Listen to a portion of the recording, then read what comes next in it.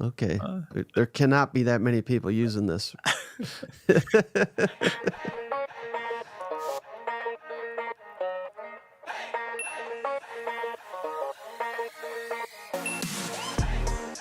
Welcome in, latest episode of that SEC podcast. I'm your host, Michael Bratton. I go by SEC Mike on Twitter. And that is, of course, Stephen Lassan, senior editor over at Athlon Sports, who goes by Athlon Stephen on the Twitter machine. How you doing, my friend? Mike, I am doing great. We had another fantastic weekend of college football. All day Saturday as I was watching games, the first thought that was going through my head was, man, I can't wait to get to Monday to get here to talk to all the cousins, to talk to you about everything that's going on. And looking ahead to week 3, kind of the epicenter of college football is the SEC. I mean, look at the schedule and look at what's going on nationally. It's kind of a weak slate outside the SEC. So really getting into conference play, getting into some of these matchups, it's going to be a great week of games in the SEC. So I can't wait to break it down. Right. And before we get going, got to let the audience know, as always, Stephen, we're brought to you by MyBookie, the online sports book. Head on over to mybookie.ag today. And don't forget, most importantly, that promo code, that SEC, that's THAT-SEC, over at mybookie.ag today. And they're willing to double your initial deposit, Stephen, up to $1,000 with a minimum of 50. Just put in that 50.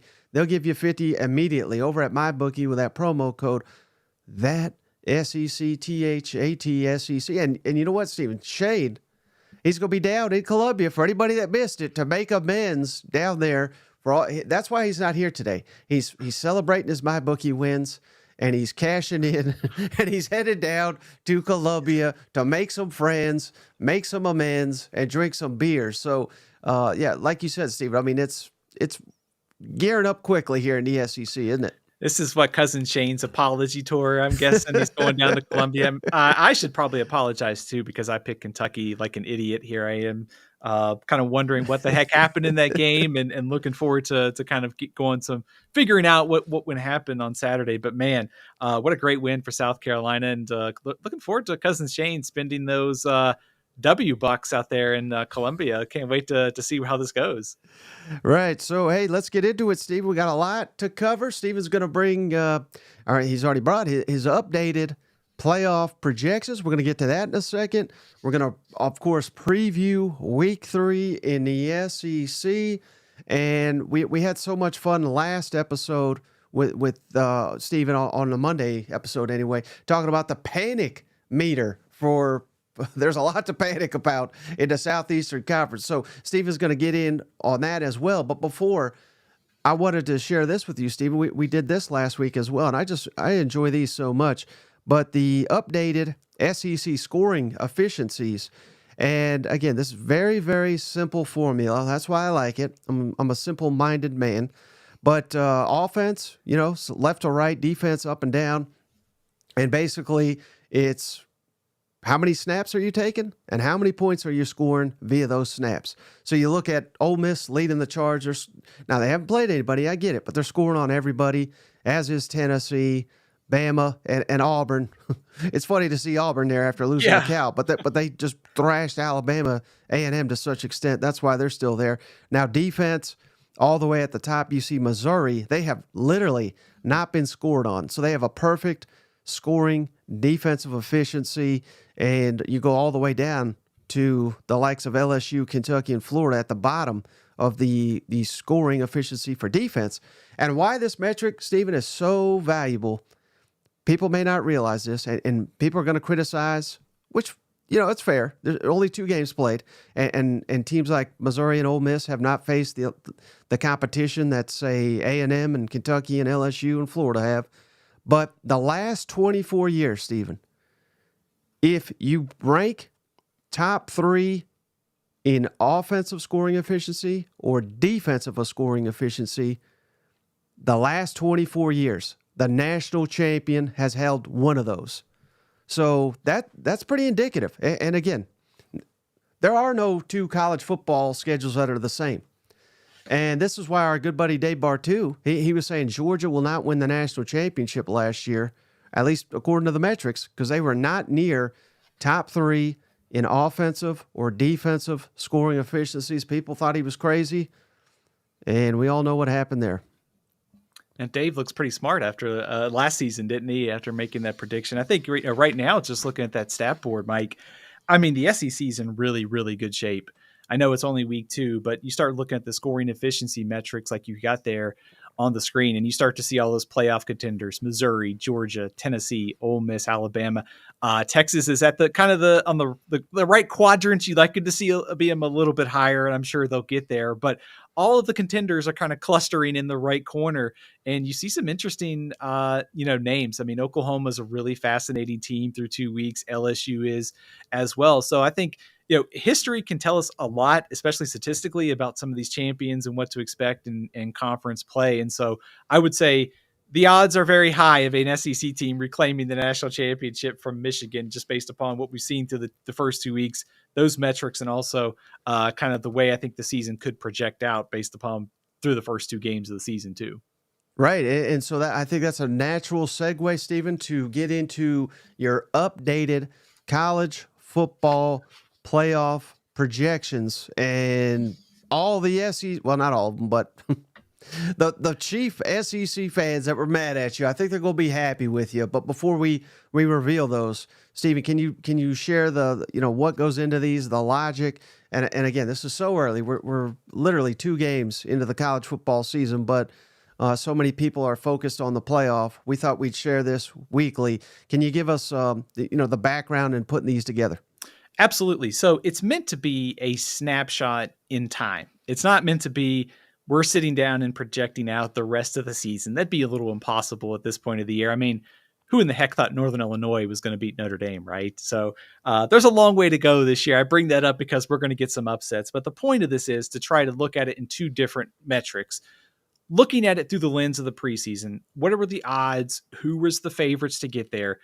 Georgia was the preseason favorite. I haven't seen anything through 2 weeks to change my mind about that. So they're in there, but you're also trying to react to good wins, such as Tennessee, such as, Notre Dame before they lost to Northern Illinois. They jumped in. USC's moving up on the bubble as well. So it's sort of 2 metrics. It's the now, what have you done this season? And also the preseason and looking kind of through that lens. And as we get more data, preseason stuff goes away and we start reacting a little bit more to what's been on the field so far. Okay, so are you ready to reveal it, Stephen? I am. I think a lot of people will be very happy with this projection. I'll say that. Yeah, Vanderbilt, number 1 in the playoff poll. No, just kidding. So again, I believe, Stephen, that your top 4 has remained unchanged from last week, and that is, of course, Georgia, number 1. No debate there. You just made the argument there.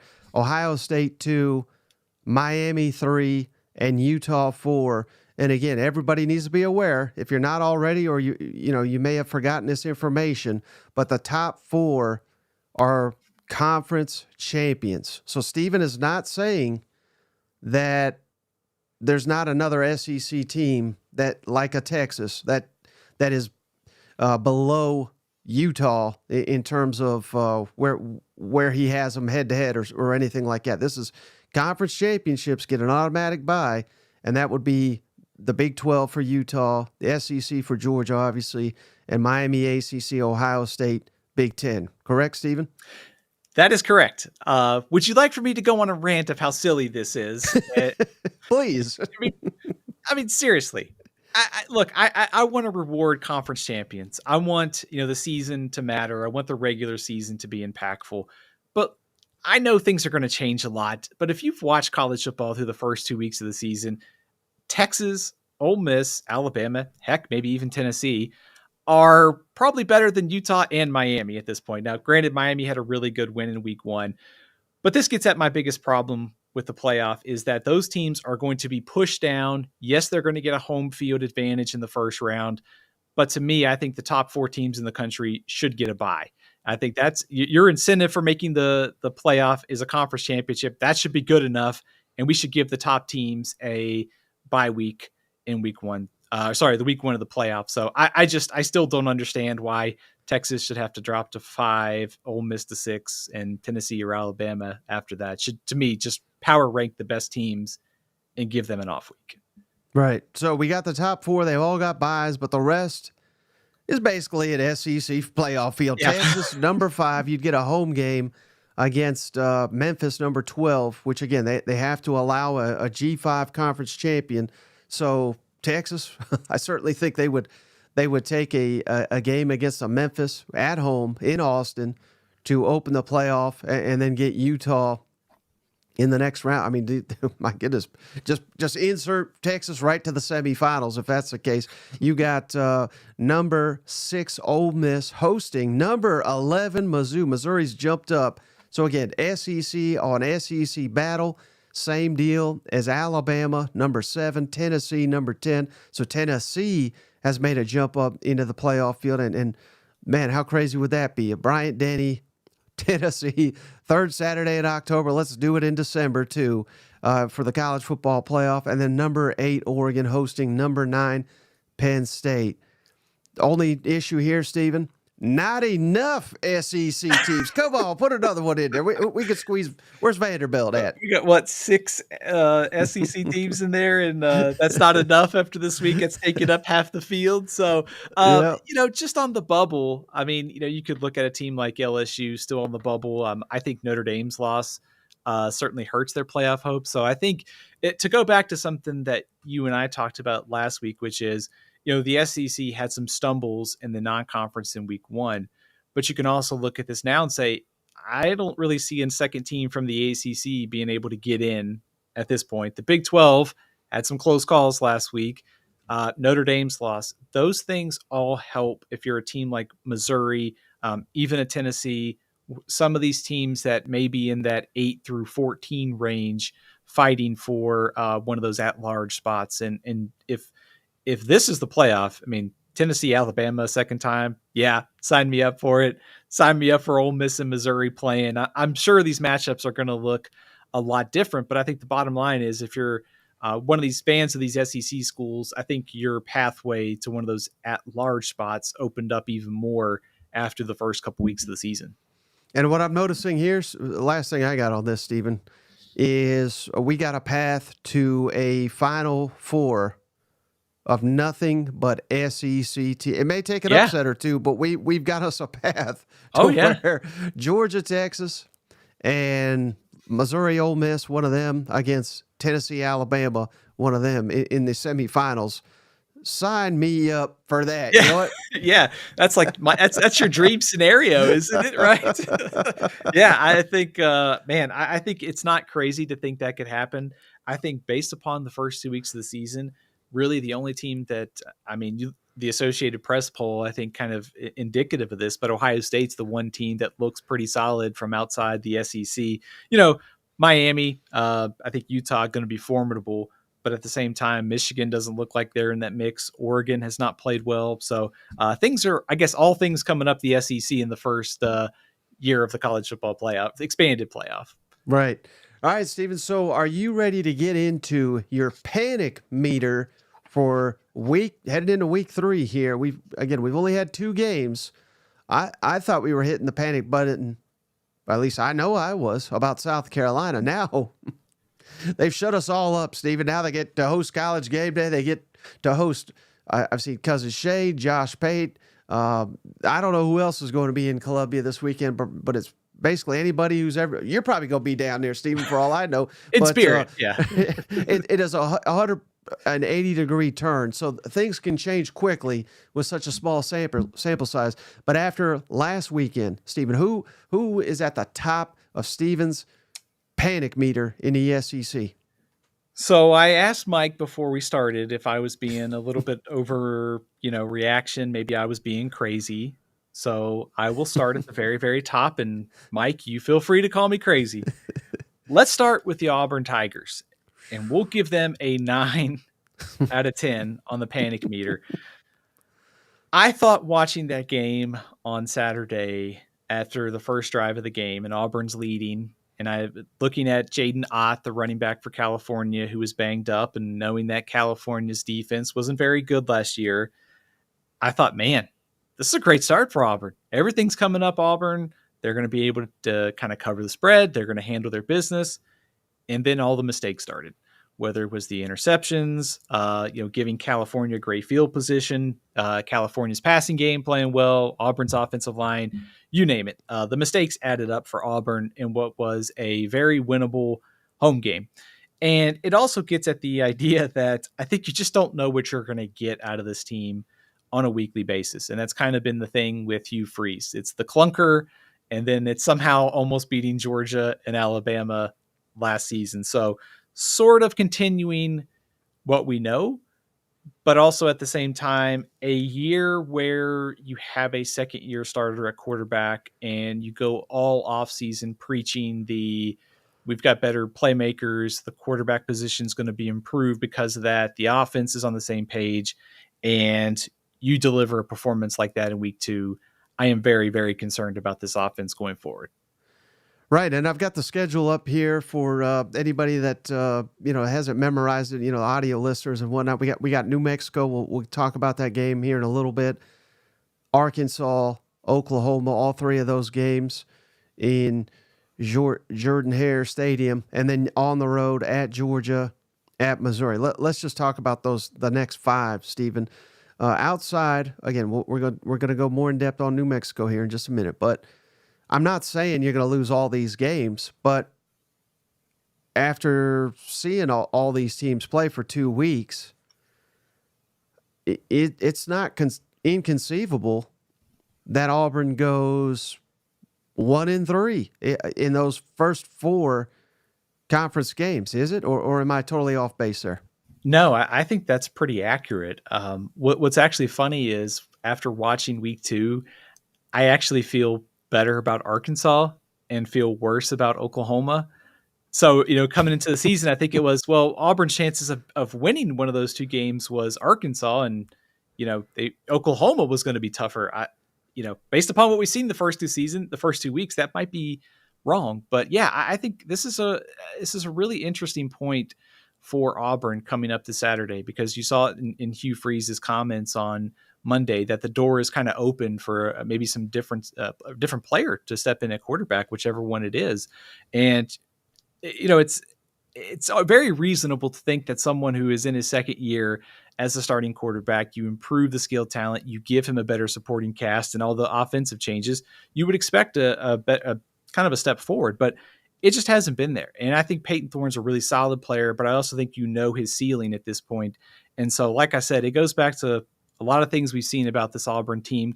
Almost all of your worst fears were confirmed in that game: quarterback, O-line, and pass defense. And the continuing to lose to teams you should beat at home is a very concerning trend for Auburn under Hugh Freeze. Maybe we should have paid $1 million for a quarterback, Stephen. Again, all these coaches that come out here and say, we ain't doing this, we ain't doing that. I mean, it's laughable how many people rally behind that. And then as soon as this happens, they're saying, what the hell, Peyton Thorne can't play. LSU, I mean, it's not their fault, but, their interior defensive lineman, Guillory, he's out for the year. LSU's got no defensive lineman either. I'm sure we'll talk about them in a minute, but these quotes are going to come back to haunt you. Whether you're willing to pay or not, you got to keep that to yourself. And Auburn fans right now sure as hell wish they had paid for a guy like Cam Ward. Right. They may be a playoff team with him under center. Yeah, I was going to say, I think Cam Ward throwing to Cam Coleman would be a pretty appealing connection right now, wouldn't it? Instead of the mess that Auburn saw on Saturday. And, in fairness to Peyton Thorne, the offensive line is a real issue. California's defense gave up over 30 points a game last year. So the fact that they were able to, play the way they did with 4 sacks is a little concerning as this team goes into SEC play. So all around, it's one of those performances, like I said, that your worst fears were confirmed. And now you go into SEC play coming up after New Mexico with, what do you do at quarterback? Because if I'm Peyton Thorne, I'm sitting here, the coach is maybe looking at another guy. Do you have a whole lot of confidence going into SEC play? I don't know that I would. So this Auburn offense is in a real tough spot. New Mexico will be a get right game, but Arkansas and Oklahoma after that are going to be pretty telling. And everybody knows by now I'm biased against Hugh Freeze, but I mean, anybody that knows anything about the guy, he's willing to throw anybody. He'd throw his mother under the bus, if he could. There's no one left to throw under the bus aside from his Right. quarterback. You know what I mean? This was his decision. He's calling the plays. He hired Derek Nix, who he's been with forever, which knows his system, but he ain't calling the plays, so you can't throw him under the bus either. So this is on you. This is on you to fix it. This was his decision, and it was awful on Saturday.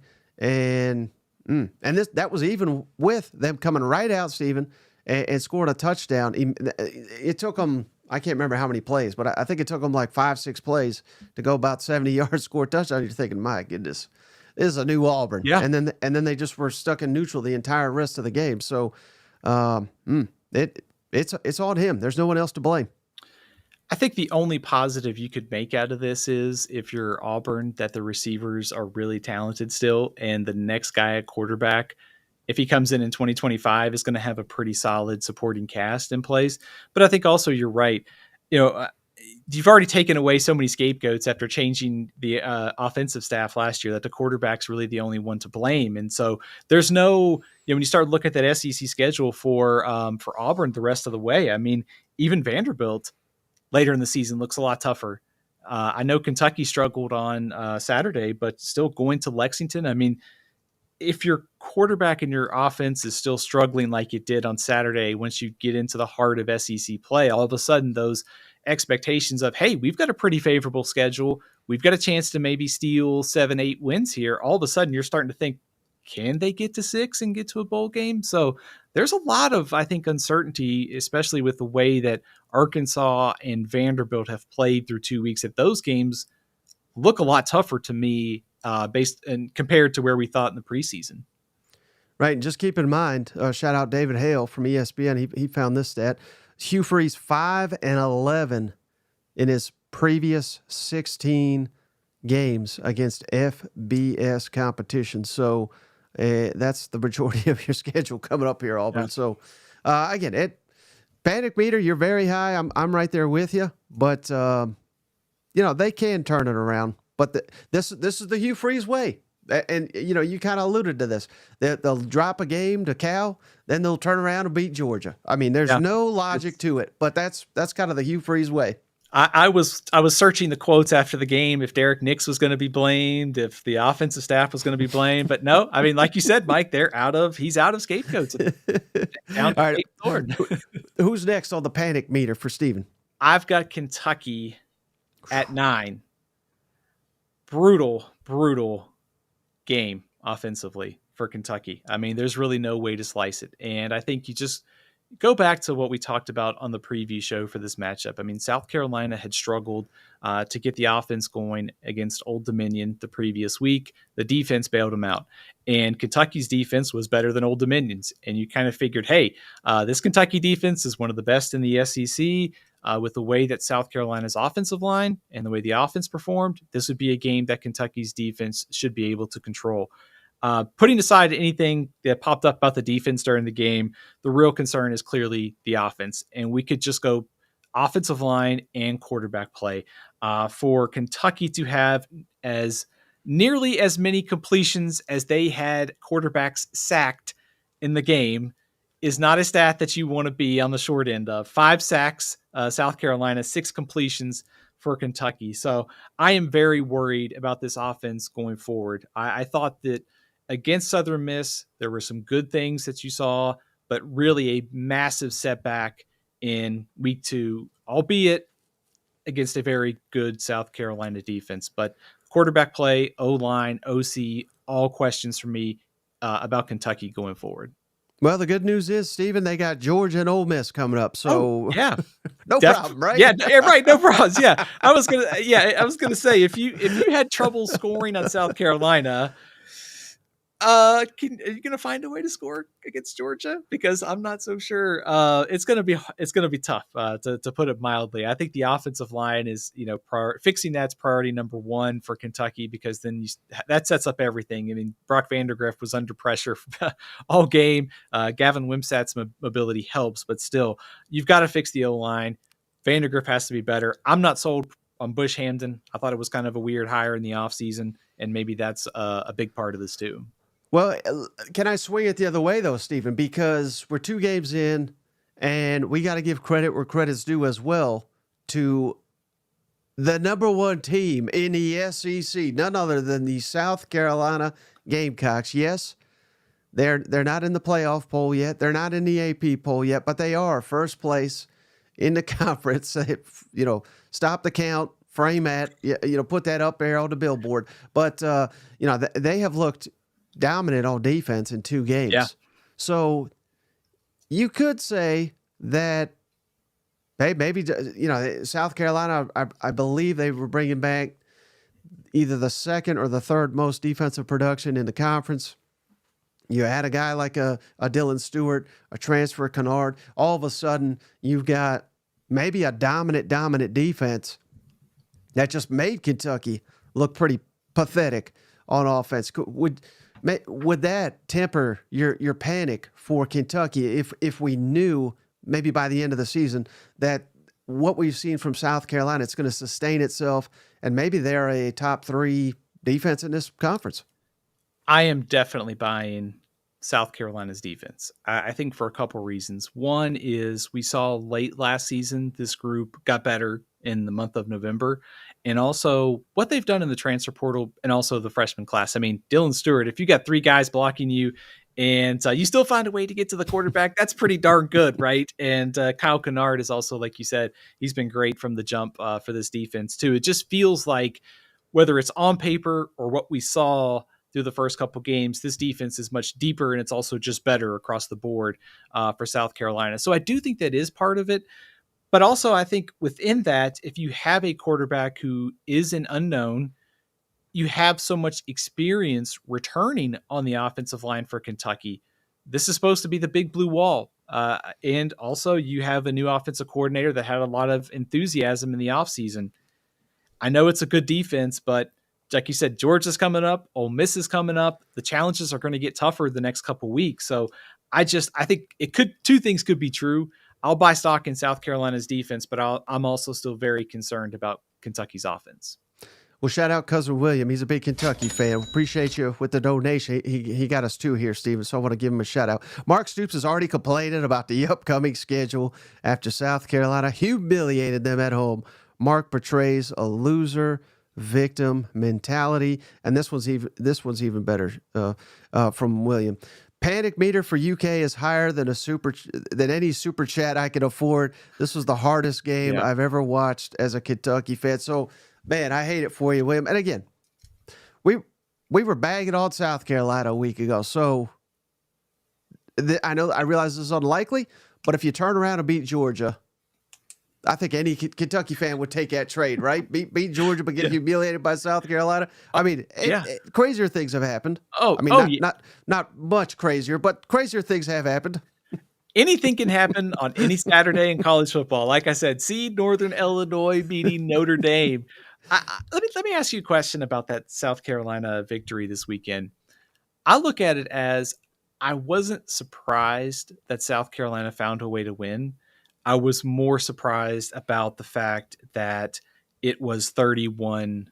Does that make sense? Oh, no doubt. I mean, the fashion which they won. Pony up, brother. Is what he was saying. And again, I've said this. People think I'm crazy, Stephen, but I think Mark Stoops is done. And I've said this before the South Carolina game. I thought this was going to be his last year. He's a victim of his own success to an extent because he's raised the bar there and he can't raise it any further. And those fans, I think, are getting tired of 7-8 wins. But, maybe they shouldn't be because they could, take it from a Tennessee guy. Tennessee set its program back for 2 decades, firing Fulmer. And Florida can't get out of its own way, getting all these coaches and rotating them in and out. But not saying that'll happen at Kentucky, but hell, maybe the next coach will take them where they need to go. But you just can't be ponying up these comments and things of this nature and getting your doors blown off by South Carolina. It just cannot happen as a double-digit favorite to look that pathetic. Now, can you have 4 or 5 turnovers and lose by a field goal? Yeah, people they're still going to be pretty mad, but they're not going to be quite as panicked as as you are right now with where Kentucky's at? Because I don't think they recovered from this. I think looking at Kentucky's schedule, it also, like you said earlier with Georgia and Ole Miss, Vanderbilt looks even better this season. We'll see about Florida, especially what happens this week with Texas A&M, at Tennessee, at Texas, and then the rivalry game against Louisville. There's not a ton of breaks on that schedule, so I'm not predicting all doom here for Kentucky, but I also think that my preseason expectations from expectations now to then have probably been changed based upon what we saw Saturday. It's one thing to lose 20-17 to South Carolina. It's one thing to lose 31-6 to Georgia. It's another to lose in the way we saw it and the way it ended up on the scoreboard if you're Kentucky. And I'm seeing a lot of people in the comments, who will they hire? How about John Summerall? Yeah, he's candidate number one. I think he'd be your next coach there at Kentucky. And I believe he's a Kentucky grad. He's coached there. Now he's at Tulane. Where was he at prior, Steve? He did a really good job there too. Troy, yeah. They won the Sun Belt in both of his years as the head coach there. Mm-hmm. So, I mean, again, I'm not kicking Mark Stoops out, but I do think he is probably the most overpaid coach in all of college football, and that is their own fault for giving him that contract. But we could bash Kentucky all day after that pathetic performance. Steven, who else is on your panic meter here? How about Oklahoma? I think I've got them at an 8, and this sort of ties into the preview for this weekend. But one of the things that was very noticeable on their schedule this preseason was the challenges get tougher each week. They played Temple, they played Houston, and they get Tulane this week. And Tulane, I think, if Oklahoma plays like they did on Saturday, Tulane can win this game. I know that's a hot take, but Oklahoma cannot play like they did against Houston and expect to beat Tulane. But I think everything about our preseason concerns about Oklahoma were sort of confirmed. I mean, through 2 weeks, the offensive line is a major deal. They're 130 something in the country in third down defense. So I think line of scrimmage was an issue offensively coming into this year.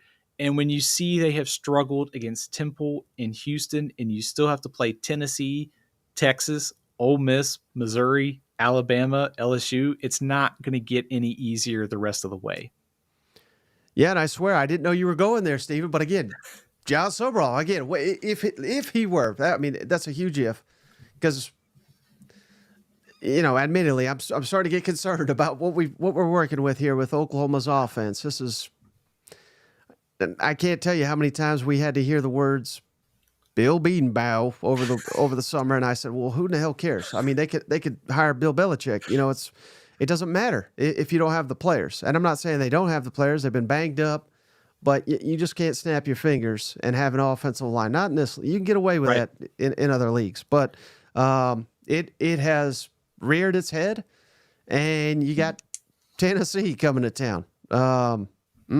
So again, if I don't know, this is concerning, and it was compounded by the fact they got receivers hurt, they can't run the ball, and Jackson. I think this is a lot of people thought that Tennessee may be, the whole season rests on Nico, and it may if you're talking about winning at a high level, but I think anybody that has actually watched Tennessee and understands football realizes its defense and its running game, and Nico just is helping the cause, essentially. Whereas I think at Oklahoma, Stephen, that they're going to go as far as Jackson Arnold can take them.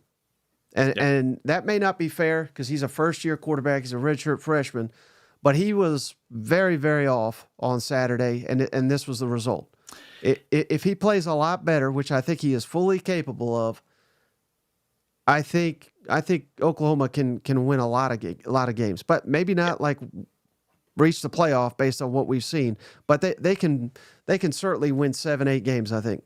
Yeah, I think Jackson Arnold's development the rest of the way, I think first of all, I think he's going to play a lot better the rest of the season. And I think a lot of it is he needs more help around him. I mean, you can't be in third and long consistently. The running game to be so, I guess lackluster might be a bad word for it, but the offensive line is really, I mean, we've talked about it all preseason. It's shown up in the first couple games of the year. You can't hide a bad offensive line in the SEC with the schedule that Oklahoma it has. And also, I think what was probably the most alarming thing about the game against Houston was Houston got beat pretty handily by UNLV in week one. And for Houston, full disclosure, teams get better from week one to week two, but it was very surprising to see that performance in week one and see how they went into Norman and played on Saturday. So I think this kind of like, I hate to almost keep using this term, but like worst fears, week one to week two, did you see any development from the offensive line? Not really. They get some guys hurt. The receivers are banged up. So there's a lot of concerns and injuries that Oklahoma, once those things are cleaned up, they have a chance to sort of improve on some of these things that's plagued them to the first couple weeks. But they got to get it together fast, because I really think Tulane has a chance, if they play well this Saturday, to make this one interesting. Real quick, Stephen, shout out TriStar. He keeps asking questions here. Georgia Tech made the SEC look bad by losing to a Big East team. South Carolina made the ACC look good. Notre Dame failed the Big Ten. Texas is winning the Southwest. Nebraska is winning the Big Eight. And USC is winning the Pac-12. What year are we in? Be reading these comments. I don't know what this man's been drinking, but these are some wild comments right here. Did he reset the conferences on NCAA and I didn't know about it? I mean, did we fall into some kind of like portal trap where it's like 1990 again? I think we did. Tennessee's good again. It must be the 90s all over again. Feels like the 98 again. All right, who else you panicked about here, Steven? Let's go with Arkansas. Let's give them a 7. I think the positive sign for Arkansas, we've had a lot of negative. Let's start with the positive. They look like a much better team through 2 weeks of the season. The problem is they can't find a way in these close games to get over the hump. And Saturday was sort of, I don't want to say a perfect kind of capsule for the Sam Pittman era there, but they were so close to a good win over a ranked Oklahoma State team. And it was just the mistakes in the second half and kind of after jumping out to that early lead that hindered them. So I almost go same old for Arkansas. When I see a team that outgains another 648 to 385, there's no way you should lose that game. But that's what happened for Arkansas. So I like what I saw.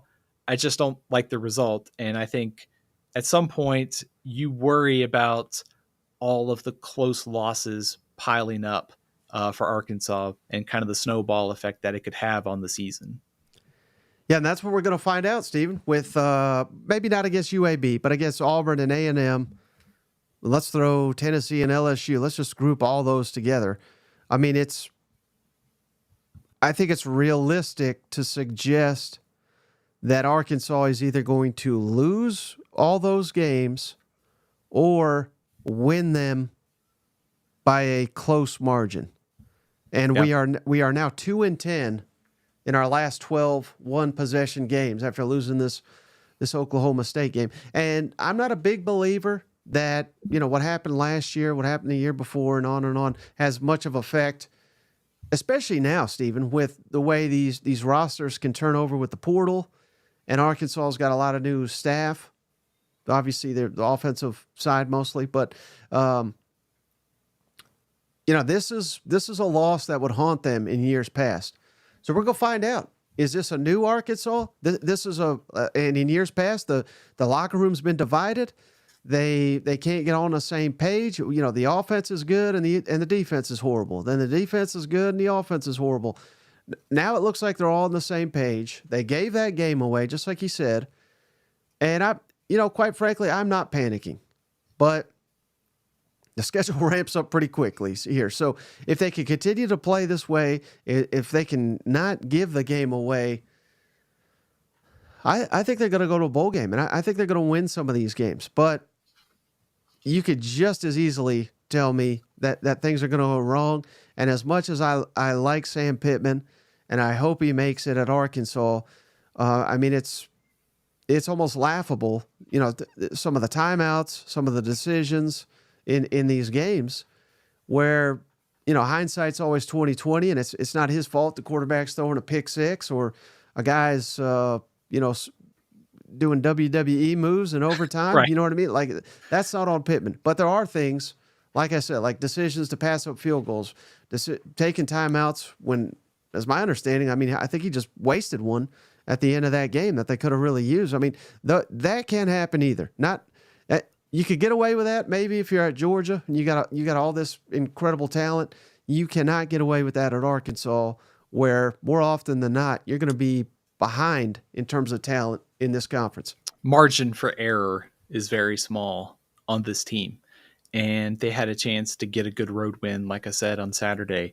I think this is kind of weird to say this, but I added Arkansas to the bowl projections, I think, for the first time this season after losing a game to Oklahoma State. That's because I think I feel better about the direction of the team.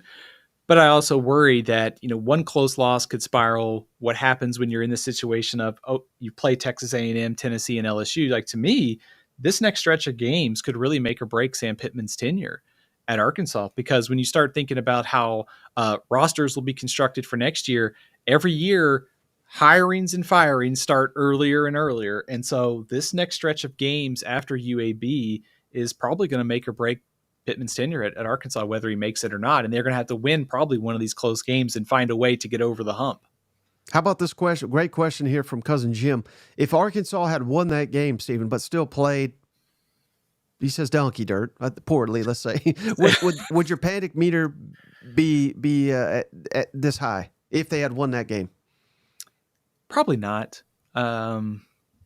Maybe a 5. I had it at a 7. I had a 7 because I'm almost worried. I'm almost worried about the chain reaction here, because I think we're going to see some of these teams that are sort of, I don't want to say fragile, but they're constructed with portal. They've got some coaching questions. One loss can spiral into 2 and 3. And so I worry about what that's going to do for Arkansas if they have a couple more of those. But I think if you win, you're sitting here going, you got UAB coming in, regardless of how you played, you can rebound. And so the panic meter probably isn't very high. But like I said, kind of weird for Arkansas to lose, to be worried, but also add them to the bowl projections this week. So it's slightly off topic, but you just got me thinking, Steven. So I wanted to pick your brain on this. I don't even pay attention. I mean, I knew it was happening just because everybody's tweeting about it and texting me about it. But I mean, I don't watch Notre Dame football unless they're playing Texas A&M. Right. Newsflash. But I saw they lost. I assume everybody saw that. But that was after they had just won that big game, and they're getting told, okay, they're going to cruise now to the playoff. And a factor of hearing that probably for, every player's probably heard that. If we just beat A&M, we're a lock for the playoff, and we're in this NIL world where, to your point, I mean, a lot of these rosters, the quarterbacks are new, all these different additions. It's hard to build culture and camaraderie and things of that nature. And I'm not trying to be an old man saying, oh, I wish it was back the way it was, because this is just the system we have. So we got to live with it. But how much of that do you think affects, like, let's say Ole Miss right now? I mean, they're crushing people, but they're also probably hearing the same things where, let's say they beat LSU and then they turn around and people say, by God, they're a lock now, because that was one of their tough games. And I'm just picking them because that's like an obvious candidate that they could turn around and lose to Oklahoma or lose to Arkansas or a Missouri, who same deal. If they beat an A&M and or let's say Alabama, they could turn around and lose to Oklahoma. Basically, I guess what I'm asking you in this rambling question here is just, is it harder than ever to predict these games? Case in point, Notre Dame, who just won what many people had as their toughest game, and they probably just dropped one of their easier games because you just don't know the mental makeup of these teams in an NIL, a transfer portal, a 12-team playoff model. This is all new to everybody, but I think that's our first example of a team that kind of maybe read its press clippings and it was already had their ticket punched, but based on the narratives.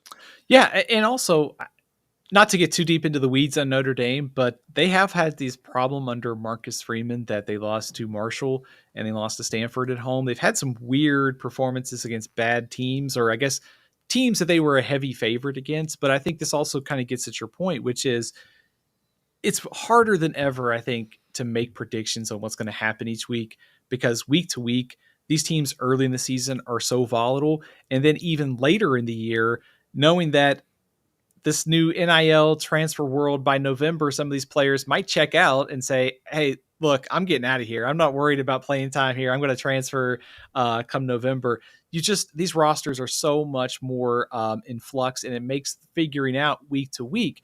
But also, the 12-team playoff adds more mulligans to your season. So you can kind of see that already with Notre Dame. The idea was, hey, you checked off your biggest win. If you lose one or maybe two games the rest of the way, it's okay.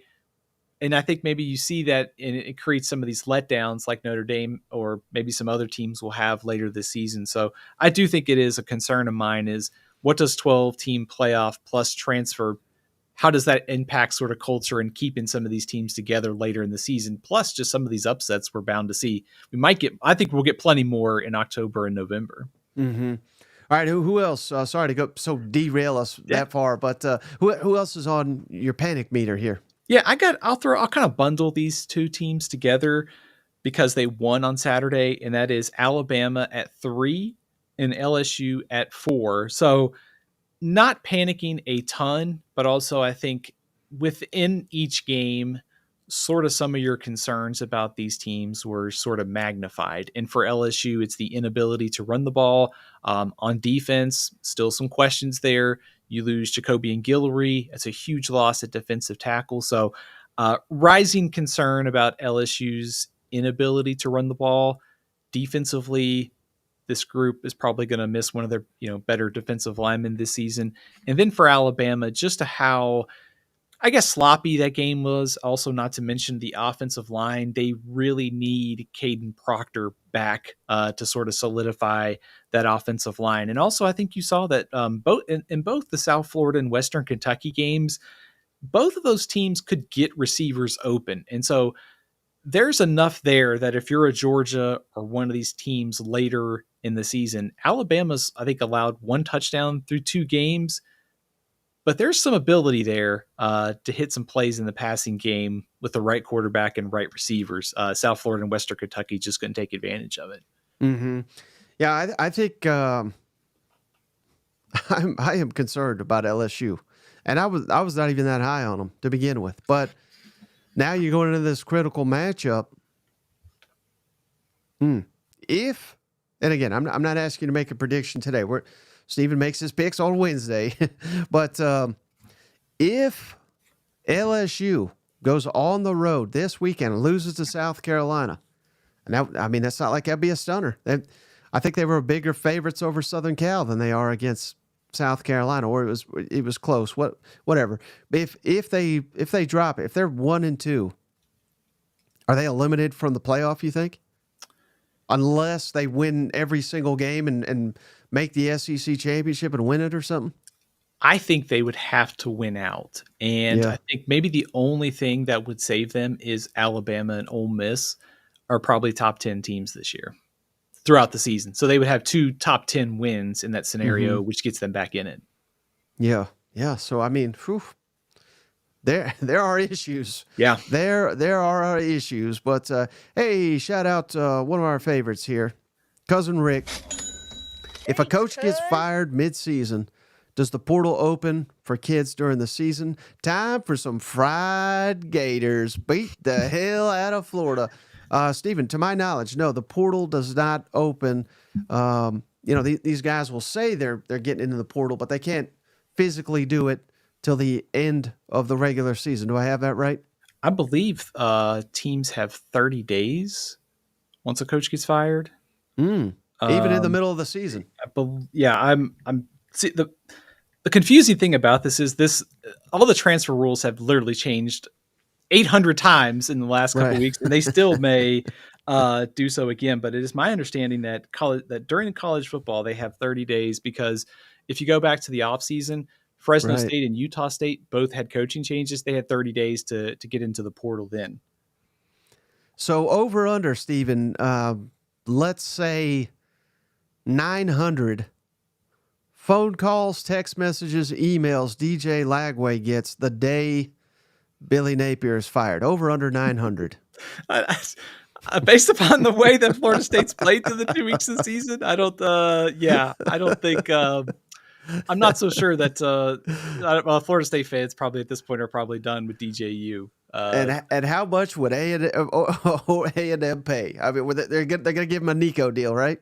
Oh yeah, right. Yeah, totally. I think they might be calling DJ Lagway and saying, "Oh yeah, hey, you want to come to Texas?" Yeah. Exactly. Anyone else on the panic meter, or was that it? Mike, I think the only other one, and it's not really a place to panic, is probably Mississippi State. Like I put them at 2 because they were one of the teams that lost on Saturday. This is kind of what we expected from this team this year, just a rebuilding season in Jeff Lebby's debut. And you can see it too. Line of scrimmage, both sides of the ball still need some work. Positive sign, I think Blake Shapen's going to be fun to watch in this system, like the big playability of Kevin Coleman there in the second half. So some good things to work on. But at the same time, I think it also shows how far Mississippi State still has to go under Jeff Lebby this year. Yeah. Quite honestly with you, Stephen, I'm not panicked about Mississippi State. It was disappointing, but I wanted to believe. Tried to warn you about Cam Scattleboo. Yeah, you did. And he had nearly 300 rushing yards. So I think they kind of are who I thought they were. But, yeah, that's tough. And I think you've built now. Any consideration to A&M, or is that just kind of you're kind of reserving judgment till this weekend? Reserving judgment to this weekend. I thought that I saw some things I needed to see, albeit the opponent is kind of the main factor. That's it's hard to read too much into that performance if you're Texas A&M, other than it was good to get a win and bounce back. And then I'll suck up to them after I was so hard for so long. Panic meter for anybody left on Texas schedule here. I mean, it's got to be astronomical, right? Yeah, right. I mean, that was an impressive performance, wasn't it? I mean, it was, I think the most impressive thing to me about that game was, number one, Quinn Ewers. I mean, one of the better quarterback performances that we've seen through the first 2 weeks of the year. It might be one of the better ones we've seen this season. Tough environment, good defense. He carved up Michigan. Also, they scored in the red zone. Of course, we talked about in the preseason, that was one of their question marks. But also, I think it's how Texas went into Ann Arbor. Granted, I think Michigan's offense is a massive concern, but still, it's the reigning national champion. It's one of the best defenses in the country. And Texas went into Ann Arbor, punched Michigan in the face, and won pretty handily. 31-12 is not indicative of how one-sided that score was, at least when I thought so. Yeah, no, I mean they could have picked any score. You know what? Yeah. Michigan scored late just to make it look somewhat competitive, I thought. Yeah, I think it was impressive in how Texas dominated, but also individually. We saw Texas, the defensive line, with some of the questions. They held Michigan's running game in check. Quinn Ewers, the new weapons, all on the same page. UTSA, UL Monroe, Mississippi State, they're going to be undefeated going into that Oklahoma game for sure. And then real quick, we got to add to the panic meter. Cousin Andrew says, you know who's panicking? Every quarterback that's got to face that Mizzou defense. MIZ. Man, I can't wait for this weekend's game with Boston College. Thomas Castellanos, old friend Bill O'Brien coming back to the SEC. It's going to be a good one. But yeah, how about Missouri pitching back-to-back shutouts? I don't care how bad the offenses are. It's still hard to shut out an opponent in college football. So really kudos to Missouri through the first 2 weeks of the season with that strong defensive play. And Corey Batoon, a question, so far so good for the Tigers. All right, so hey, we'll get into the previews just a moment here, Stephen. Just want to remind the audience one more time, really helps the show out. Anybody who's interested, head on over to mybookie.ag today, the online sports book, and put in that promo code SEC, that's THAT SEC over at MyBookie today. They're willing to match your initial deposit all the way up to $1,000. So you can have $2,000 in your account today with $1,000 over at MyBookie, the online sports book, with that promo code that SEC. That's THATSEC. And Steve is going to give us a breakdown of all these games, so you can, if you want to go over there and wager, you'll at least have some knowledge to do so. So, game of the week. Let's start, Stephen. College Game Days picked it because Shane's picked it, so I think we got to pick it. Not pick it, but start with LSU at South Carolina. Can you give us a preview of that terrific conference matchup?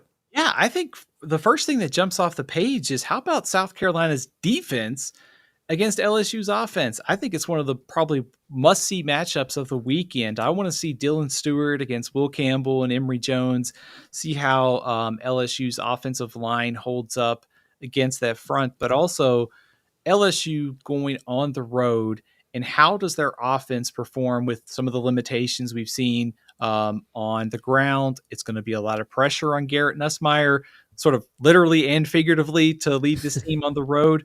But also, I think if you're South Carolina, there's a real opportunity here because the way that they can run the ball with Lenore Sellers and Rocket Sanders, we know LSU's had some issues against the run.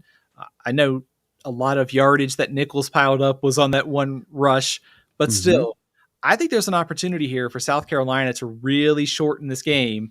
And then when you get the ball, when Garrett Nussmeier has the ball, that front can get after LSU's offensive line and quarterback. So it's going to be a really interesting matchup. And if South Carolina wins this one, man, it's going to be an enjoyable day in South Carolina there. I know Cousin Shane in game day will be there to experience it. But yeah, a lot of pressure on Garrett Nussmeier this Saturday.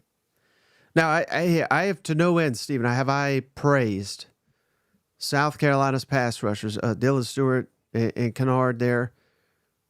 But this will certainly be, in my opinion, their toughest test yet. Going up against Will Campbell and Emory Jones in that LSU. LSU may not be able to run the ball, but they can pass protect better than anybody, I think, in this conference.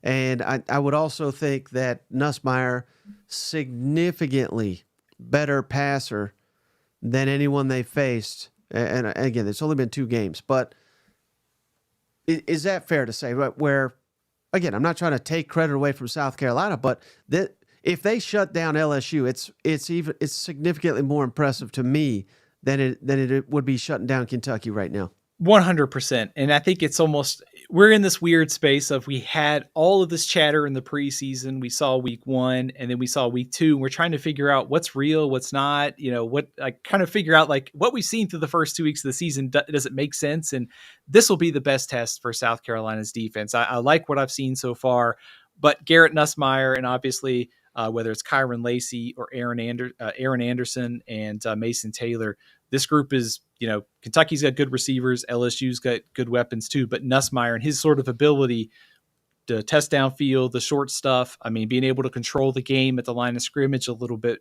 I think this will, if South Carolina and the defense shuts down LSU, that's a huge sign for this team going forward. And I think if you have any doubts, that type of performance like that would sort of solidify that there's a lot of trust in this defense. And who would you give the coaching edge to in this match? Brian Kelly, Shane Beamer, and taking it a step further, the coordinators, with Blake Baker going up against Dow Loggins and Clayton White going against Joe Sloan. Who do you think those matchups favor LSU and South Carolina? Man, I kind of feel like the defensive coordinators are the ones here you trust, right? And credit to Loggins because, I think South Carolina is still finding itself offensively, but also I think you saw some good things from Lenore Sellers from game 1 to game 2. So I think my trust in this is in the coordinators specifically. And I think if you had to pick probably the best of the bunch, I think it's got to be Blake Baker at LSU, albeit with some personnel limitations. And Clayton White's doing a great job for South Carolina, almost after being fired at like halftime of that Mississippi State game last year.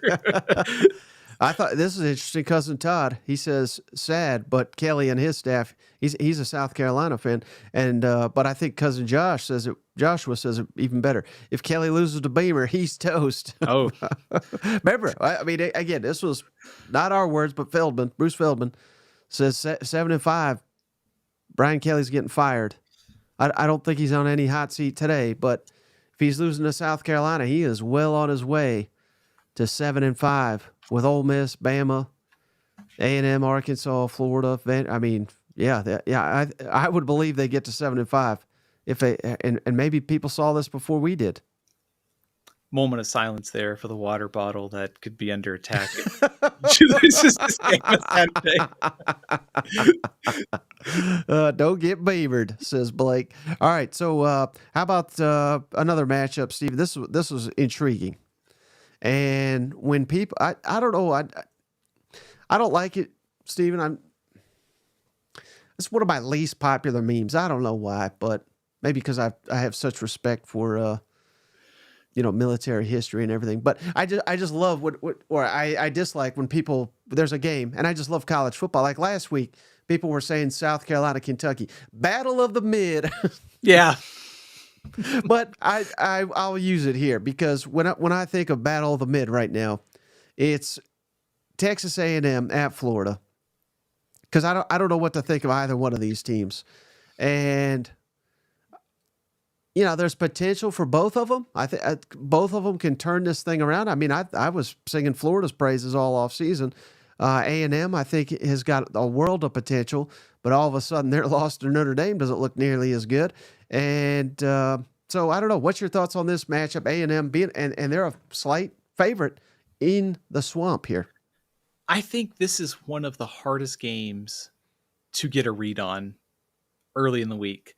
And I think it's almost a lot of similarities show up when you start thinking about this matchup. Both of these teams came into the season, I think fair to say, with high expectations to some extent.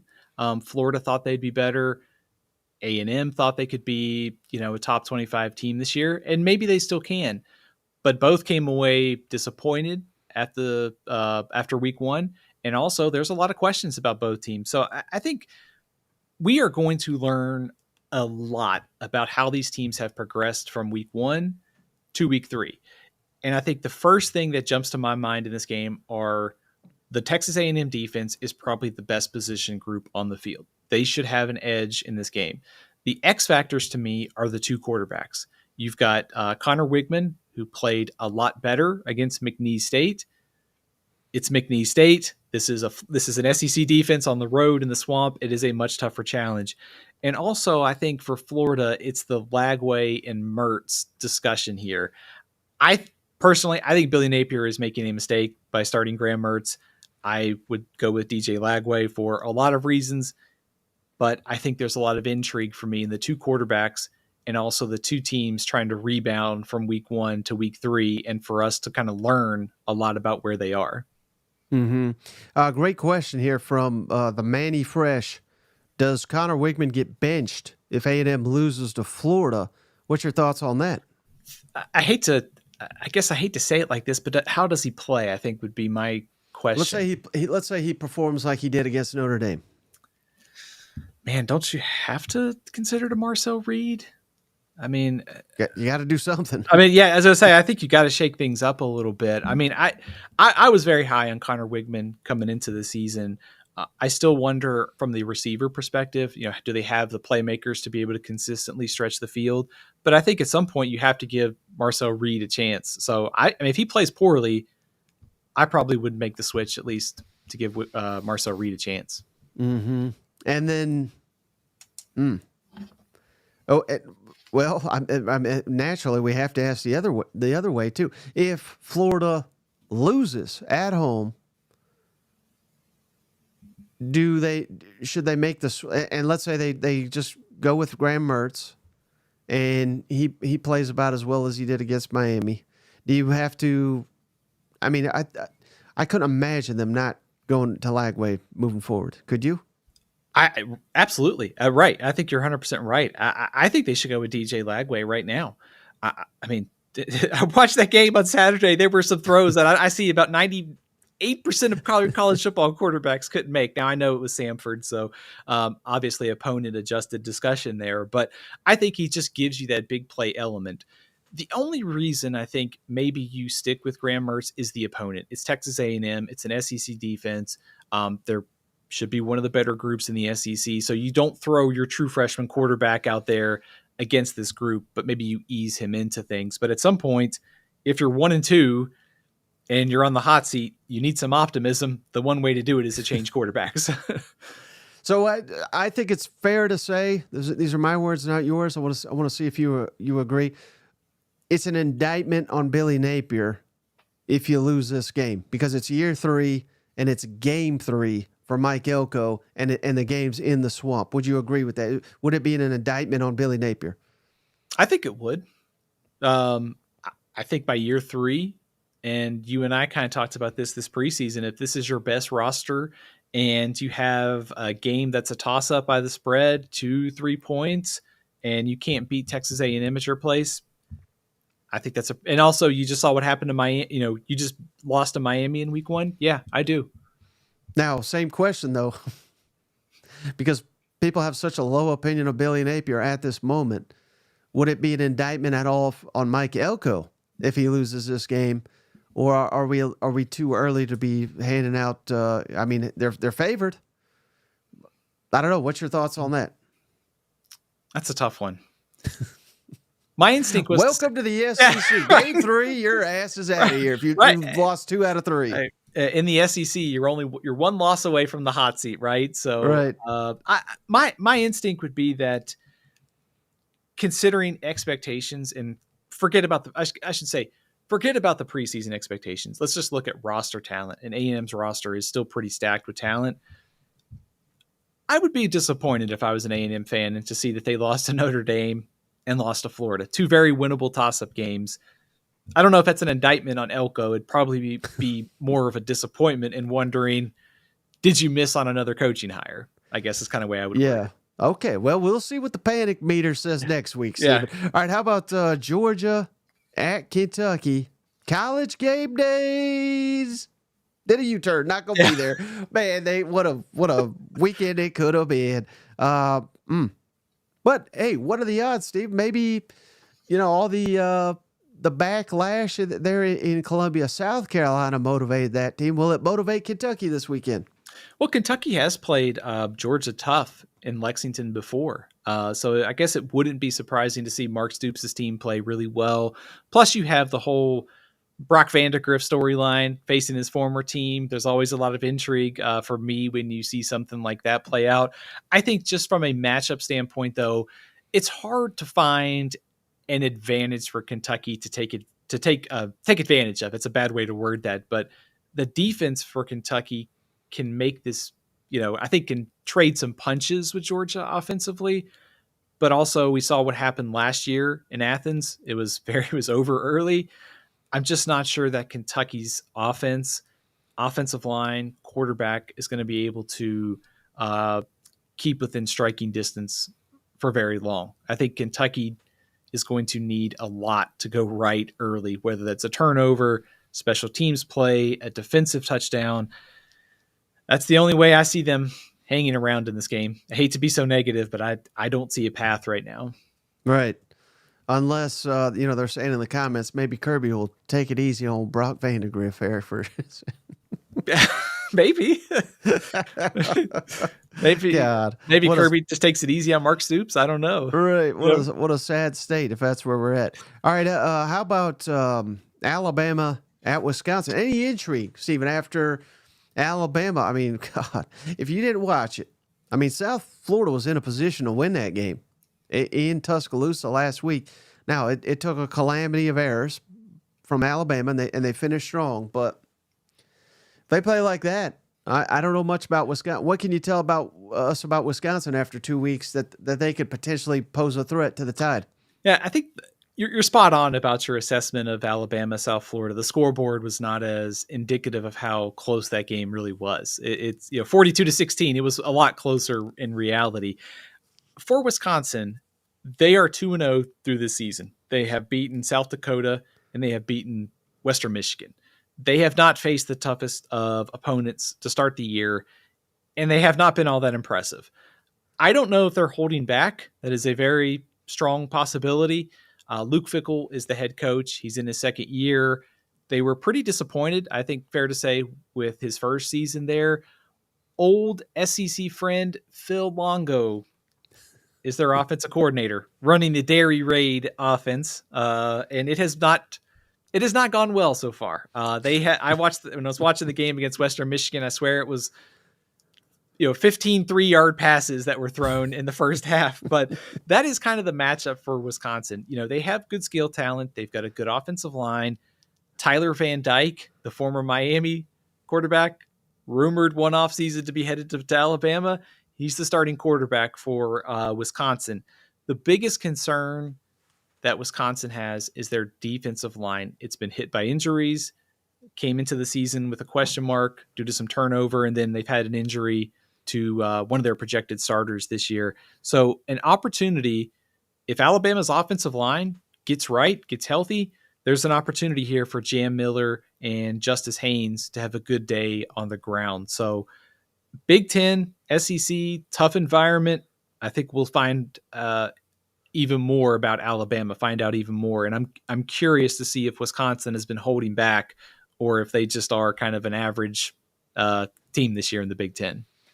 Stephen, why do these programs like a Wisconsin, and I mean, Nebraska's done it too, Georgia Tech, of course, now looks like they're finally out of the wilderness. But, Wisconsin's been successful for decades, and all of a sudden completely go away from what they're trying to do, go to Phil, and Phil Longo's a good coach, but I don't think you could go, I formation for 50 years and then go, you know what, we're going to go 5 wide every time. And when in the hell has that ever worked?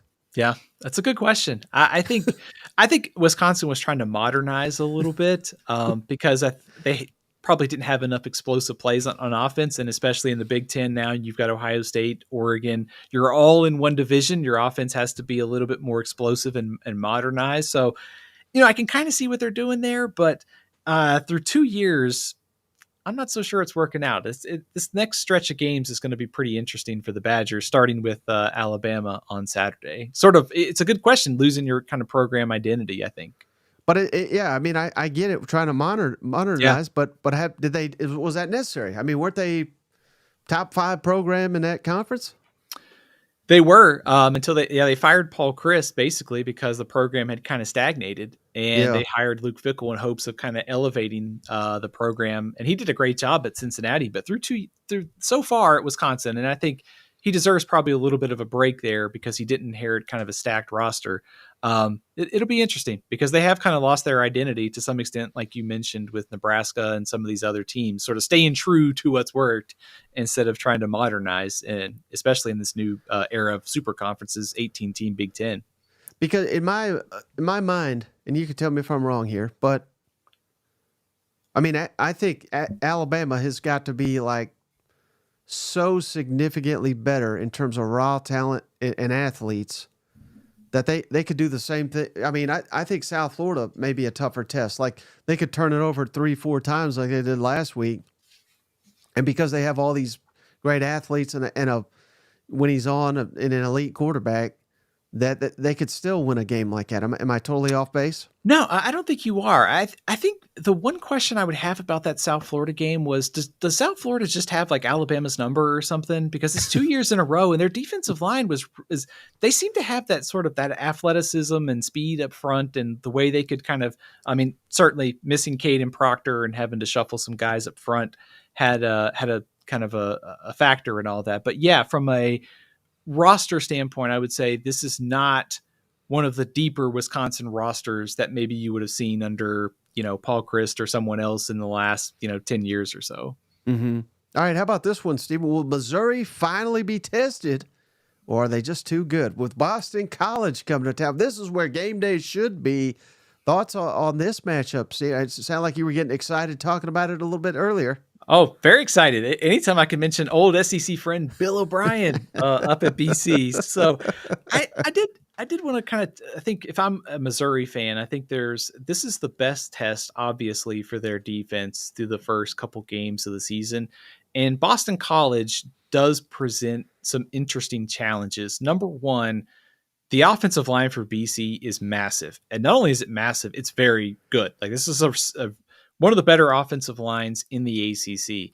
So they are going to challenge Missouri's rush defense, but also the quarterback, Thomas Castellanos. He's fun to watch. I will make this comparison. I don't mean it literally, but he's as good as this guy, but he reminds me a lot of Kyler Murray with his size and the way he plays the game. He's not as good as Kyler Murray, but he's still very good, especially at the college level. So his ability to run around, make some plays, they did this to Florida State. They've got good running backs. They will be a challenge, I think, for Missouri.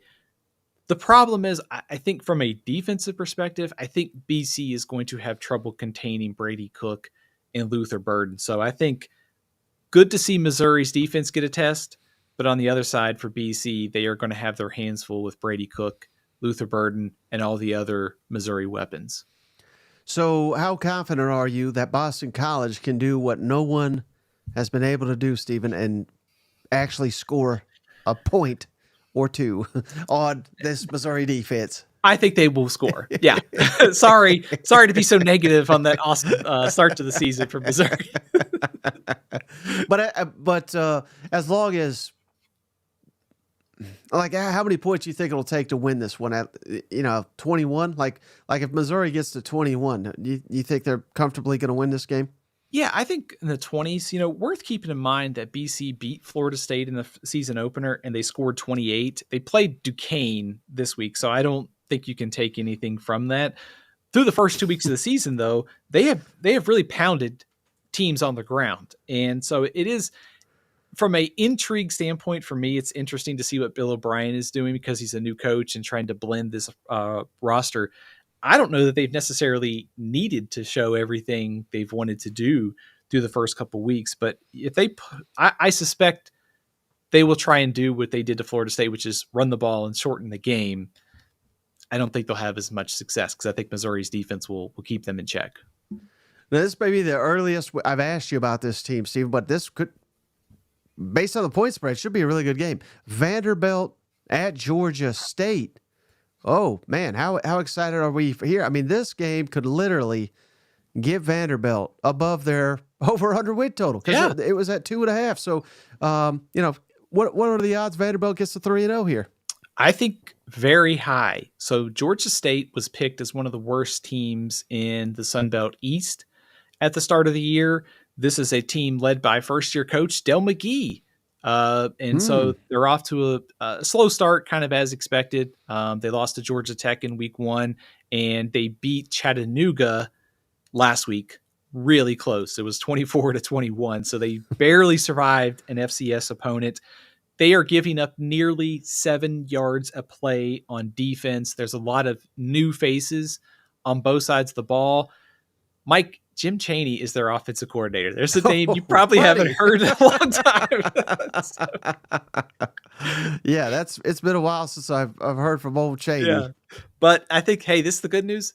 It's a winnable game for Vanderbilt. Get to 3, you're halfway to bowl eligibility. So I like the Commodores' chances on Saturday. It would be better if it was at home, but I think they're in pretty good shape. Yeah, and it was just interesting. I mean, the line opened at 8. It's shifted to 10.5, and so it's going the Commodores' way here. But that just had me intrigued that maybe they could pull something off here. But certainly, I'll be rooting like hell for Vanderbilt. I want them to keep this run going for at least another week. Hey, Vanderbilt and Missouri is suddenly a intriguing game if both teams win next week, right? I mean, game day. Yeah. I mean, cancel the Tennessee-Oklahoma game day. It's going to Vanderbilt, Missouri. All right. How about, now the rest I'm kind of like searching for a good game here. How about, you had mentioned this as a possible matchup, really good matchup. Tulane at Oklahoma. Stephen, what can you tell us about Tulane, which I caught a little bit of them. They just played Kansas State, right? And they played them pretty tough. Yeah, that's exactly right. They almost beat Kansas State. And the score probably was not indicative of how close that game actually was. It was a 10-point victory by Kansas State, but Tulane played them a lot closer than that. This is a team that over the last couple of years has been one of the better G5 programs in college football. They have a new head coach in John Summerall. They reloaded through the transfer portal. So a veteran roster probably won't be intimidated by going on the road because they beat USC a couple years ago in the Cotton Bowl. They have cycled through some of those guys, but just on paper, this is one of the better defenses in the American Athletic Conference. They've got a 1,000-yard rusher coming back at running back in Mekhi Hughes, and their quarterback, Darian Mensah, has been very good through 2 games, and he was kind of a surprise starter at quarterback. He was kind of the third guy in the preseason, ended up winning the job. Veteran offensive line. Also, the name Mario Williams. May remember him. He was at Oklahoma. He went to USC. He's at Tulane now, and he's been one of their better weapons through the first couple weeks. So the short answer is potentially a good quarterback on the rise. They've got a lot of weapons, and I think their defense and offensive line is pretty solid coming into this year. And John Summerall is a really, really good coach. So I think this is a very dangerous game for Oklahoma. I think Tulane, if they play their A game and Oklahoma shows up from last week, the Sooners might be in trouble. Right. And I just looked it up. They've won 23 games the last 2 years. Now, different coaching staff, different quarterback. But and then I remember last year they played Ole Miss. They had them on the ropes. Yeah. And their quarterback didn't even play in that game. I mean, it was so close. I think it was final score was like 10-point Ole Miss win, but they needed a late score there just to on I think a 4th down to win that game. So again, what does that have to do with this year? Not much, but just the point remains. This, like you said, this is a team probably is not going to be. They've seen all this. They've beaten a Southern Cal recently. They will not be intimidated. So. Man, who knows? This could be the game of the week in the conference. I think, kind of like what we were talking about earlier, which was Temple was a team in the 130s in the preseason. Houston was in the 80s. Tulane is probably top 50-ish right now. Mm-hmm. That just shows you the challenges are going up. So I think it's incumbent on Oklahoma, if you get Nick Anderson back, if you can figure out some of these things offensively that have been bogging this team down, you're in a much better position. I suspect Oklahoma is going to play a lot better than they did against Houston, but I think the challenge on the other side is also going up too. All right, how about this one, Stephen? Again, I don't know how much of a contest this will be, but this is their toughest non-conference showdown here. Ole Miss on the road at Wake Forest. It's a 20-some-odd spread here. We still got Dave Clawson there. Is he still running the ship? Yeah, that is old SEC friend Dave Clawson, who is one of the ACC's better coaches. And if you haven't watched Wake Forest over the last couple years, they run this very odd, very unique offense, which is kind of a slow mesh. They kind of do this thing where the quarterback and running back will sort of almost walk to the line of scrimmage with the ball, and then at the last second, he'll either hand it off or throw it. So very odd. It's not something you see kind of everywhere in college football. But if there's an advantage for Ole Miss, the Wake Forest secondary is a bit of an issue. And Wake Forest was missing their best defensive player last week when they lost to Virginia. So not great news if you're the Demon Deacons with Jackson Dart coming to town. And if anything, this is a good test for Ole Miss defensively. They've played great through the first 2 weeks of the season. Wake Forest has good receivers. They have a very capable quarterback in Hank Bachmeier. You may remember him. He's bounced around. He was at Boise State like 8 years ago when they beat Florida State the season opener. So they've got offensive firepower. I just don't think they can stop Ole Miss based upon what we've seen so far. Yeah, when you say someone's got a weak secondary, Ole Miss is probably the team you at least want to be facing right now. Jackson Dart leads the SEC in passing yards. Trey Harris, I believe, leads the SEC in receiving yards. And old Juice Wells coming in. I believe he's like number 10 right now. I just did the stats. That's how I know all that. But man, major problem right there. You better have you a secondary going up against Ole Miss this year. I think Jackson Dart, I know he has, but it almost seems like he's been perfect not had an incompletion through the first couple weeks of the season. He's been that good. And then, Yep. like you mentioned, the weapons for Ole Miss haven't been 100% healthy either. Mm-hmm. And it'll be interesting to see the defense. Again, the competition's been awful. I get it, but what you want to see dominant performances. You want to see, just shutting them down, living up to the hype. And thus far, Ole Miss has done that. So let's go on the road. Let's do it again. Continue this momentum.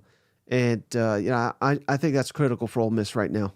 Absolutely. Yeah, I think getting their defense together before you hit SEC play is one of the keys for Ole Miss. And they've really had the nice ease into the start of the season. The challenges have ramped up each week, and it'll be that way with Wake Forest. So I think a good showing against Wake Forest, a pretty solid offense, would give them even more confidence. And like you said, just build that momentum before SEC play gets going. Now, how about this one, Stephen? Toledo at Mississippi State. Mississippi State, 13-point favorite currently, but I think we're going to learn a lot about Jeff Lebby and his team, because you just never know how someone's going to respond to the first loss of a season. How tough of a task is this one? Well, I think the bad news is the MAC has been good this year against top teams. Bowling Green gave Penn State all they could handle. You had Northern Illinois beating Notre Dame. So the MAC has been giant killers over the years. The good news is this is a Toledo team that has a ton of new faces coming to Starkville. They have a quarterback that has just a handful of starts. He's in his first year as the starter at Toledo. Tucker Gleason is his name. Toledo is usually very good at the line of scrimmage and at running back. Completely new offensive line. 5 new starters this season, and they have one of the MAC's better defenses. So I think if you're Mississippi State, any path to getting to a bowl game, it still revolves around beating Toledo. And Toledo is one of the better programs in the MAC. So just take care of business. Another good game from Blake Shapen. Continue to build that roster depth. And I think that would be a good showing for Jeff Lebby and his team. So this is a better challenge than saying, playing UMass or, Toledo just beat UMass. That's why I'm thinking about it. But yeah, this is one of the better programs in the MAC. It'll be a good test for Jeff Lebby trying to rebound after last week. Well, I did like the fact you said they got new offensive line, because that's what killed them last week. Your shout out to you, Stevens. Cam Scattaboo there running wild. I'm still having nightmares. It was so late. I watched that game, went to bed. I'm sitting here dreaming about it. But I mean, I would think with a new offensive line, they won't run hog wild on us like Arizona State did, which that's what killed us. But I did love the fact that Mississippi State, despite getting down 30-3, never gave up. The fight was still there on the road, hot as can be in the desert. So, I mean, there's things to build upon coming back home, but they really need a win, and a win big, because in 2 weeks, Florida comes to town, and who knows? Florida could be coming off a loss. They could be reeling, or hell, Florida could be heating up with DJ Lagway. I mean, who knows? So, yeah, paramount, like you said, paramount to not only getting a bowl game, but getting some momentum before, good Lord, back-to-back Texas and Georgia trips on the road. You know what? Oh man, that could be the top 2 teams in the country combined with a Florida team that who knows what to expect. That is a very brutal stretch for Mississippi State. This is almost like one of those things. It's a layup. They're going to be favored. Take the layup, beat Toledo, build some momentum, and brace for impact when SEC play gets here, because that is a difficult start. But hey, Florida might be winnable depending on what happens this Saturday and coming up. How about UAB at Arkansas, Stephen? What can you tell us about what are they? The Blazers down there? The Dragons? I don't get the logo, but I think they're the Blazers. They're the Blazers, and they are led by Trent Dilfer. Yeah, former NFL quarterback. So bit of a curious hire, and it's working out about as expected because UAB just lost to Louisiana Monroe, who is one of the worst teams in the country. It was not a pretty showing by the Blazers last week. So if anything, this is the perfect game for Arkansas to rebound. UAB struggled last week in its performance. They are a heavy underdog here. Their defense is bad. If you're playing college fantasy, I would start Taylor Green, because he should have a monster day against this UAB defense. Yeah, Trent Dilfer was a local high school coach around here before he got this job. So Yeah. it's not often you hire a high school coach, and when you do, he better be successful. I think Trent Dilfer was fairly successful, but I think he was only down here for about 2 years. So um, that's about all I got to add. I know he gives great press conferences, but that's about all I got on him. He can also get really, really mad at his assistants during the game. He blew up at him one time last year. I forget who they were playing, but yeah, that didn't go over well. That was probably one of his. Well, they had a lot of bad moments in a 4-8 season, and they're kind of headed to that way this year too. But so just to be clear, so this would be a monumental upset, right? Because Oh yeah, heck, I hate to say it, but I mean Arkansas has lost, and maybe it's not the same caliber, but I mean they've lost to BYU recently. They've lost to Liberty. I mean they've dropped some games they shouldn't. Any danger here? I don't think so. I was going to say it's a fireable offense if you lose to this UAB team, but maybe that's too harsh. Yeah. Well, I don't think so. I don't think so. All right. How about, I thought UTSA, I thought they were pretty good. UTSA at Texas, but Texas favored by 33 points. Maybe that just says more about Texas than anything else, but do they still, what can you tell us about UTSA? Don't they have a pretty good coach? Yeah, they do. Jeff Traylor, who might be on the radar for some jobs, potentially in the SEC at some point if he continues to win at UTSA. They are off to a little bit of a slow start, though. They struggled against Kennesaw State in week 1, and last week they got beat pretty handily by Texas State. So they're kind of coming into this season with a new quarterback. They've been fighting some injuries at receiver, the offensive line. So this team, I don't think, is anywhere as good as they were last year. At this point, they might be at the end of the year. I think the other thing here for Texas is sort of the letdown factor after the Michigan game. And I've already seen this. Sarkisian's already, reminding Texas players of what happened to Notre Dame after they beat A&M. So I think Texas is handling this well. And this is a solid UTSA team, but probably not as good as the one as they beat in Austin. Was it last year or the year before? Right.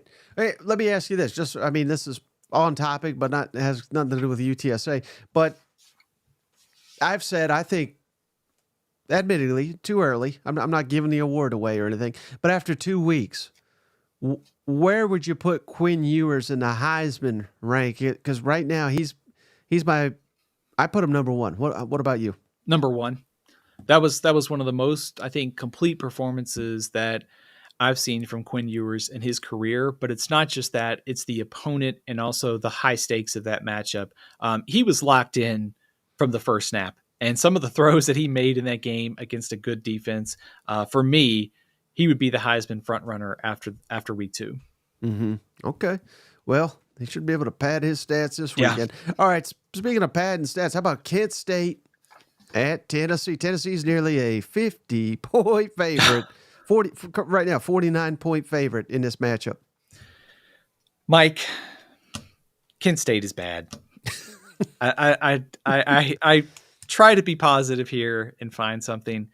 Kent State lost to St. Francis, PA last week. Is that a high school? Sounds like one, doesn't it? I will tell you that that team from St. Francis, PA, they lost to Dayton in week 1. That is a non-scholarship team. On the positive side, Kent State has a very good kicker. Andrew Glass is one of the best kickers in the MAC. And also, for transfer portal purposes, maybe, Krishan right. Big Play McCray at receiver is one of the MAC's better receivers. But, I mean, their defensive line, 3 out of their 4 starting defensive linemen are 260 pounds or less. This is a tough matchup for Kent State. Right. So I've not seen the prize pick selections, but basically it sounds like you're saying take Tennessee running backs in this matchup. Yes. Whatever. if you're in college fantasy and you need a receiver, a running back, or Nico, I'm sure is taken. But yeah, Tennessee's going to have a massive offensive day against Kent State. Right. Oh, wow. What are the odds? Tennessee apparently can't be scored on either. Could they get a shutout in this game, you think? Oh yeah, I think so.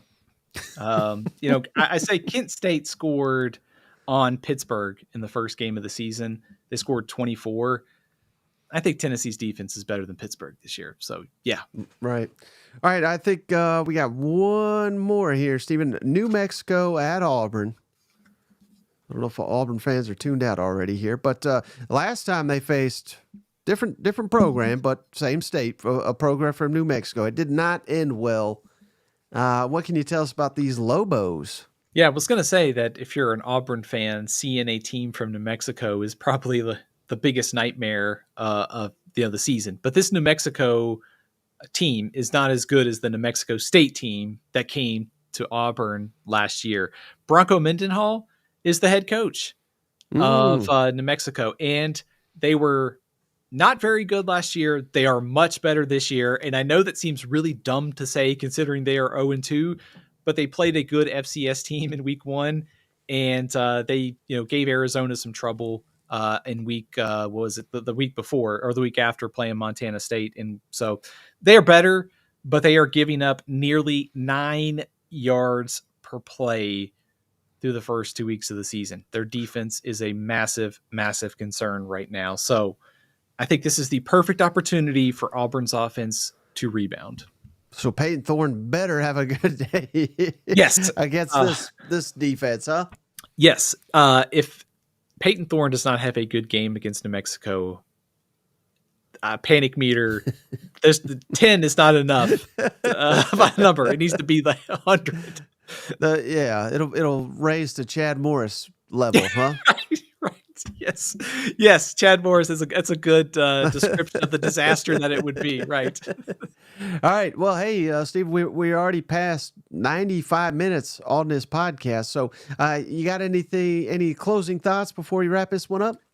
Man, I'm looking forward to another great week of games. Can't wait to get together on Wednesday for the picks. I think, like I said at the beginning, it's the epicenter of college football this week. Got a lot of intrigue around the SEC. Can't wait to break it all down again Wednesday and see how these games are going to turn out. Right. It always seems like, Stephen, these weeks that you can that you gloss over and say, there's not that many great matchups.